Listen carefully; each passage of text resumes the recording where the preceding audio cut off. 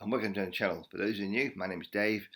I work in financial services, and these videos are a mixture to a journey towards financial freedom, financial well-being, financial products, so you, like me, can reach your goals sometime in the future.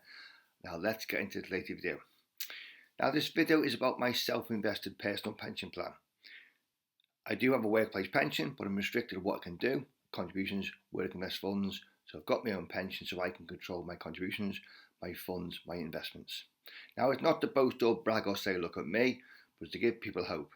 If I can build a portfolio over 6 figures by creating, shall we say, a regular investment in a tax-free wrapper, you can too. So what are the aims of the portfolio? My aims is an annual return of 10% each year. We're looking for annual dividends of 2024 of £5,500. I'm looking for year-end value of £117,000. So how have we done during the month? Well, let's look at the following graphic. We started at 134,903. We ended at 132,495. So a loss of £2,408. But year to date, we were up 20% in September. October, we're now up 17.35% because we've been affected by certain banking shares over the last few weeks. So we're well above our expectations. What contributions do we put in a month? Well, we put £300 a month and the government gives us tax relief of £75.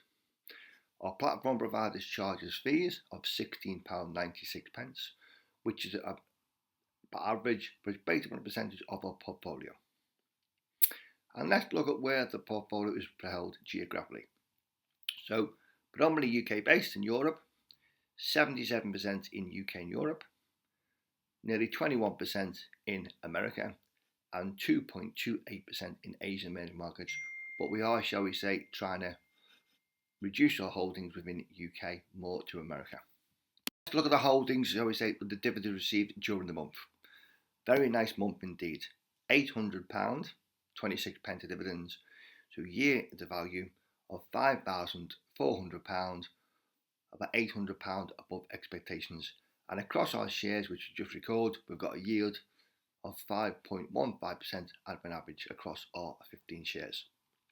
So where did we receive dividends? Well, Greggs, the bakers, gave us £55.29. We bought one new share. L&G, our tech fund, gave us £32.39, reinvested in accumulation units. Aviva gave us £579.05, reinvested 170 new shares. And Drax, the biomass pallet maker, gave us £133.53, 20 new shares. So a very good month, so well above our expectations. And now let's look at what sort of holdings we have in the portfolio. So first of all, we'll do our shares, and then we'll go over our funds. Now remember, they're my own personal opinions. It's not a get-rich-quick scam. There are reasons I'm going to keep for the next few years. They are not what we call short-term sells. Remember, if you like the videos, smash the like button, subscribe to this channel. So let's dive into the portfolio. First of all, we'll do our funds. Now we've simplified our funds. We did have 3, we've gone down to 2. There's a particular reason. We owned the Global Growth Fund. We put 3,000 in, did struggle, got back into profit, and we sold it.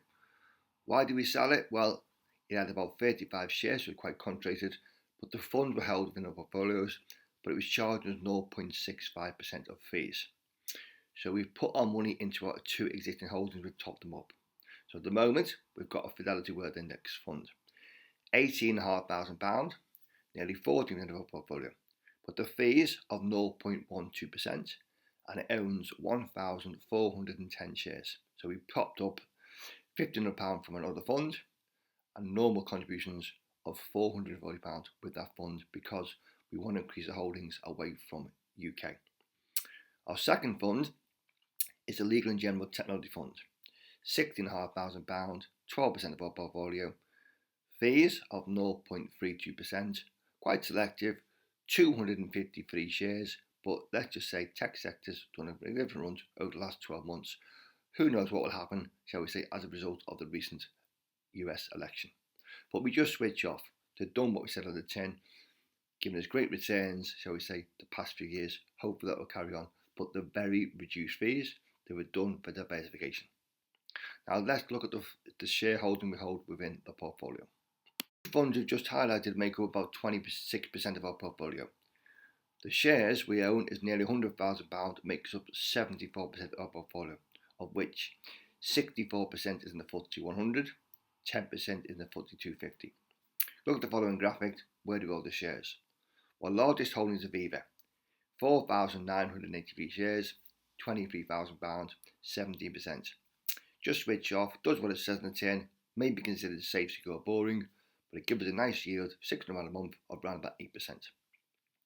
We own Lloyds Banking Group, 36,951 shares, £20,000, 15%.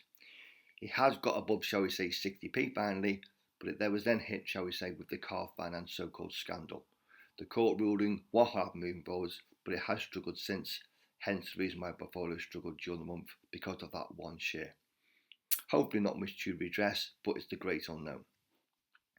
We own HSBC. It's going through some kind of transition. Very good results in the month.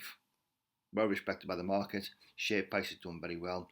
But we owned 1,244 shares, nearly £9,000. 7% of our portfolio, but it is paying, shall we say, a quarterly dividend. We own Drax, the biomass or the pellet maker. 304 shares, £8,000, 6% of portfolio, and as we said, the month, a very nice dividend, yield around about 5%. Another one gives a dividend was Greg's, 292 shares, £8,300, 6% of portfolio. Has struggled during the month, but it's very cash rich, a growth company, expanding, shall we say, and again, dividends was increased. Back onto the banking shares, we own Barclays Bank, 3,212 shares, nearly £8,000, 6% of our portfolio, but again, some very good trading statements, very good results recently. So will it be affected by the car finance scandal? Hopefully not as bad as Lloyds. We own L&G. Has struggled since we bought it, but 2,248 shares, £5,000, 3% of our portfolio, but a very nice yield around about 9%. Now we also own Sainsbury's, the retailer. 1,291 shares, £3,500, 2.5% of our portfolio. Is in some kind of price war, shall we price match of Aldi, but hopefully get very results soon, and it will pay a nice dividend in September. We own a growth share, what we call JD Sports, 2,500 shares, £3,100, 2% of our portfolio, but very cash rich, has been a buying spree in America, but what we call a growth company, it does pay a tiny dividend. Two shares that have struggled recently is Shell and BP. 150 shares in Shell, nearly £4,000, 4% of our portfolio, and BP, 542 shares, £2,000, 1.5% of our portfolio. They have struggled, shall we say, especially BP, but they do pay quarterly dividends. Now, other shares we note, shall we say, is AJ Bell, the platform provider. We own AG Bar, the drinks provider. We own AJ Bell, the platform, what we call small funds, okay, or what we call growth funds. But we've had, shall we say, a good run recently, but we've been affected the last few weeks because of, shall we say, Lloyds, particularly about the car finance ruling. Will it affect our portfolio moving forwards? Is there some kind of new payment scandal? But we see no reason why I'm going to sell any of them shares in the foreseeable future. And as I said, we've got £800 dividends in a month. A very good month.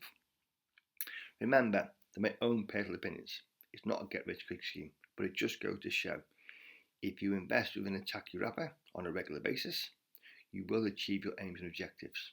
If I can do it, you can do it.